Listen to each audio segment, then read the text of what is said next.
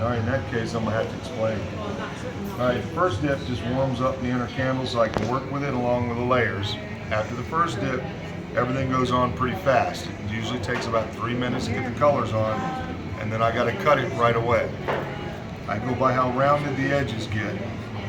That totally lets me know when I can start putting the layers on. All right, here we go. This is just a bucket of cold water in the back. This sets the layer instantly, so another layer can go right back on. It also lets me control how soft or hard the wax goes on. Each dip is a layer. Each dip slowly builds up the candle. As soon as it comes out of the water, though, it's dry to the touch, but it's still warm, so it's pliable.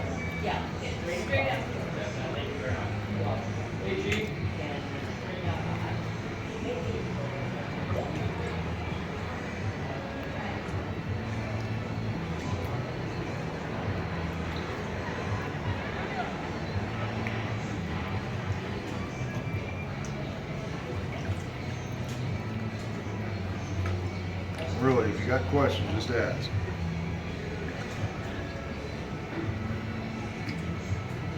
After about 3 layers of the same color, that color is as bright or dark as it's going to get unless I add another color over top of it. Anything after 3 layers just makes that section thicker. This is going to be a Boston Bruins, so it'll basically have yellow all the way through, with a half a dip of orange to make the yellow more of a mustard yellow or gold, and then black on the outside. And from this point on, you should notice the sides of the star filling in a lot more quickly.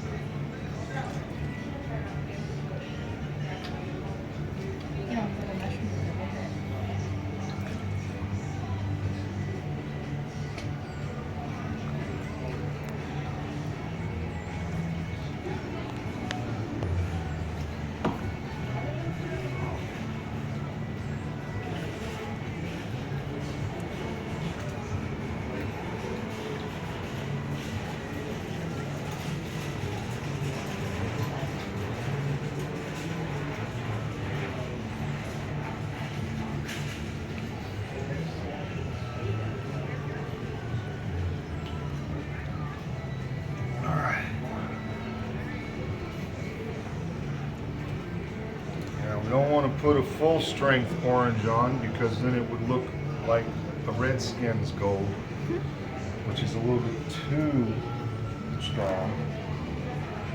So this is how I do a half a layer.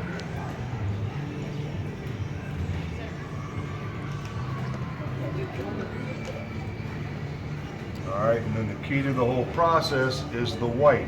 The white separates the colors so I can place them where I want them and actually arrange them in a pattern. Without the white, they end up being pretty much the same color all the way through, or shades of brown.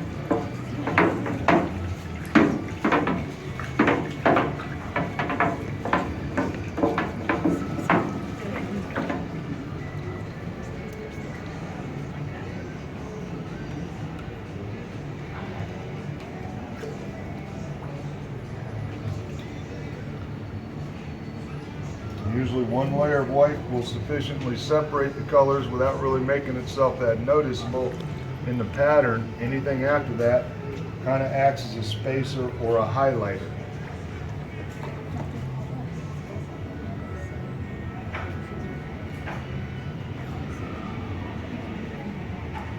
All right, now comes the outside color.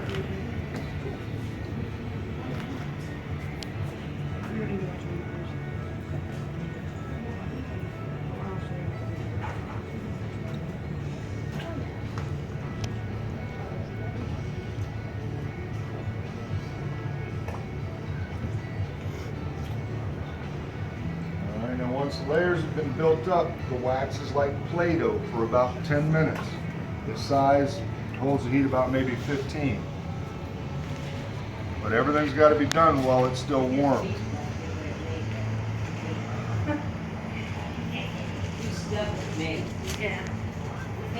Keep thinking that.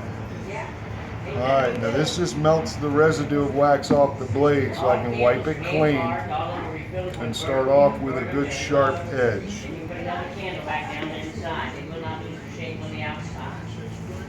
And this is the fun part. What's the fun part? Never you mind. You will never be able to do it because you can't see.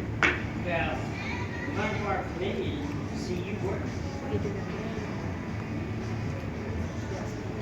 That's far few in between. Uh-huh.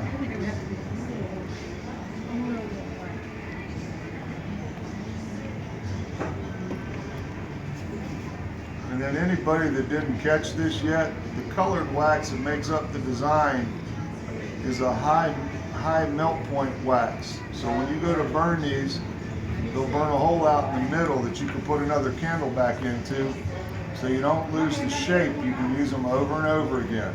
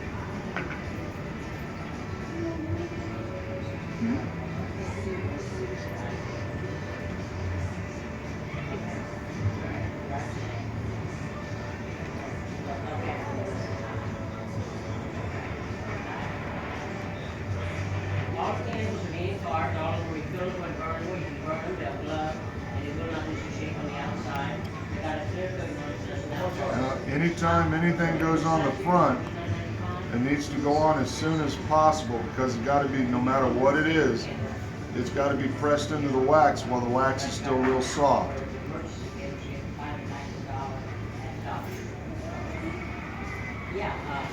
So now comes the logo.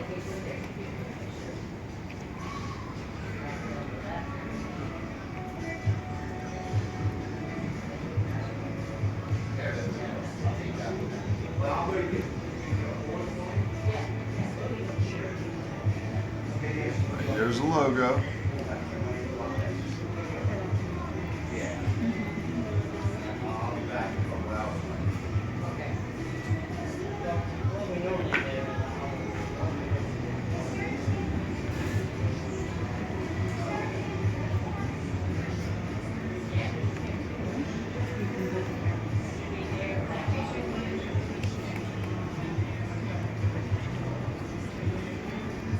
Really, actual photographs can go on them, names, dates, little charms, pendants from necklaces or keychains. Just about anything can go on the candle to help theme it the way you want it. I seen it over there.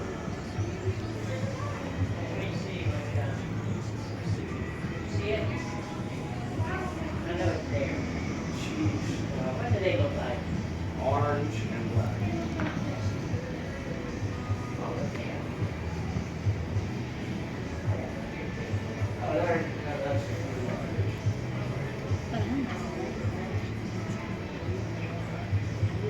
Out there in the ring front. Right here? Yep. Okay. Yep. Thank you. And you want the green? And the green bag, yeah.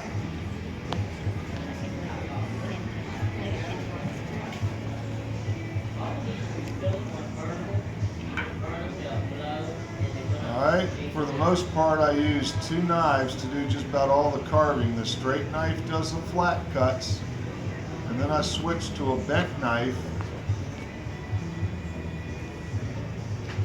and And the bent knife digs out a half rounded piece. And this one normally gets twisted and laid right back in place, and it gives me the little candy cane effect.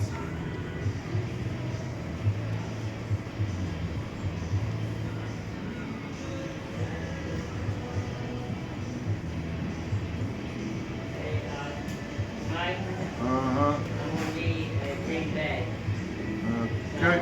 This green bag and this Tampa bag is underneath the bag when you come back. Okay, no problem. I set your side to side. All right.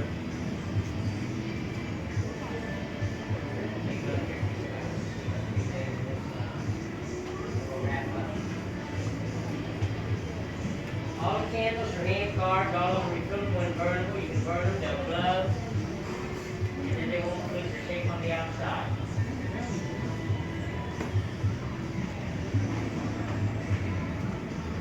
They got a clear coat on the without dust to stick to it. And believe it or not, I've only been practicing a little over 35 years, and I think I got the hang of it now.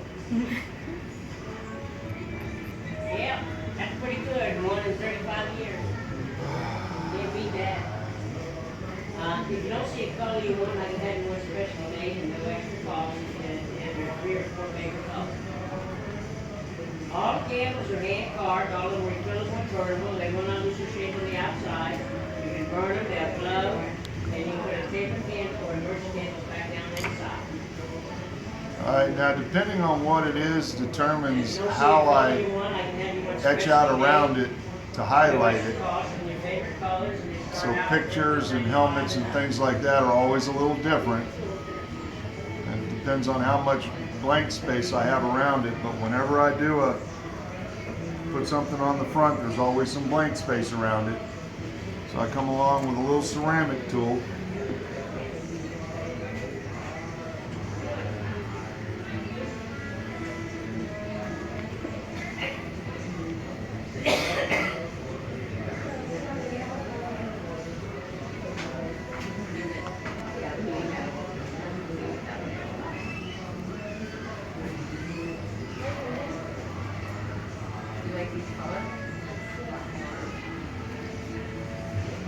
Burn them, they'll glow, and you can refill them.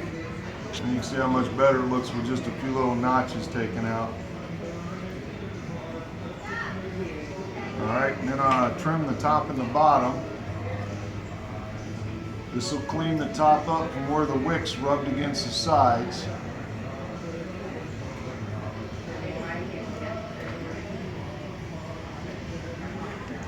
And if you don't see a color you want, I can have you one specially made at no extra cost, in your favorite colors.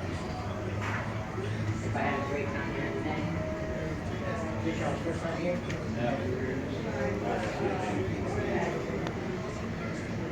Red and yellow. No, that's not here.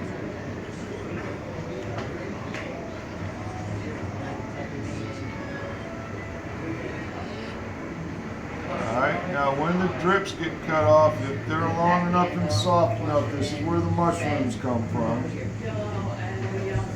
You like brothers, you want your brother. Yeah.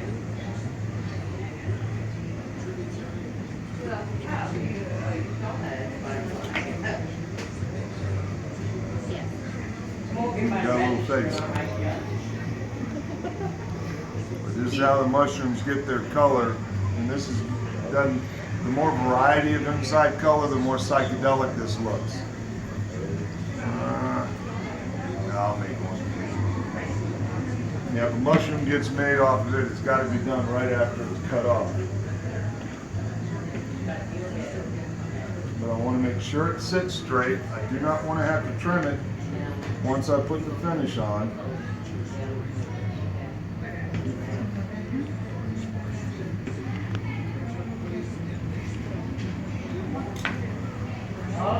All of them are hand carved, all of them are refillable.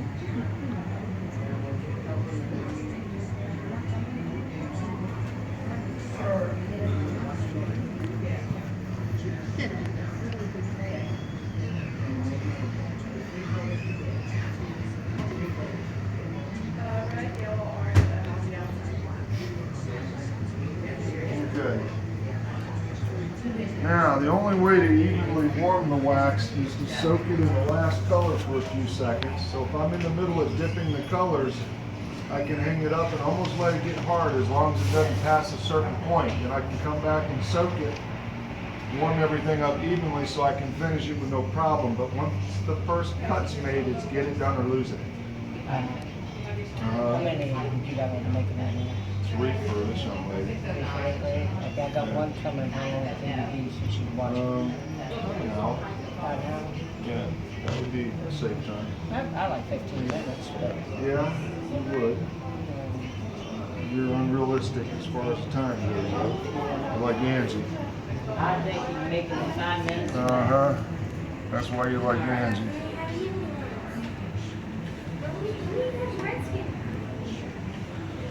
And the bottoms don't have to be huge, but they got to have enough meat to them to where I can push some to the top to form the head of the mushroom and some to the bottom to get like a base.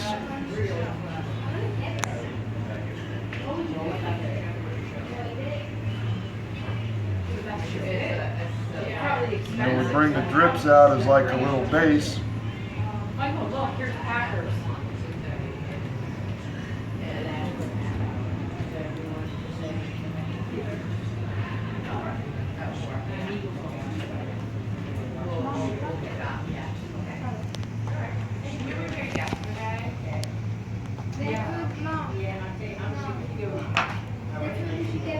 All right, now you can see how the top looks right now. Not real appetizing. We're going to heat it up. This will let me get a nice smooth cut across the top when I trim it.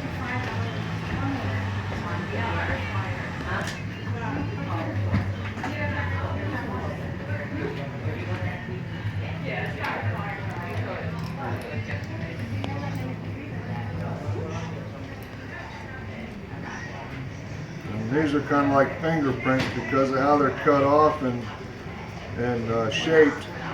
I can do a matching set of candles, and these always have a little bit different look to them. You can see how much cleaner and sharper it looks after it's trimmed. And then because it's a product of the bottom drips, it's got no wick. So poke a hole in it, and take a piece of wick that's been dipped in wax to stiffen it. What would you like this at? They're gonna come back at 3:30 and watch it. You wanna watch the show? And they want the bottom part of it, okay? That's fine. We'll lay right here, the scissors on top of it. Okay. That is fine. Alright, now, the next dip is going to be a dip of clear wax. And to get the clear wax to stick better, I'm going to heat the outside up just a little bit.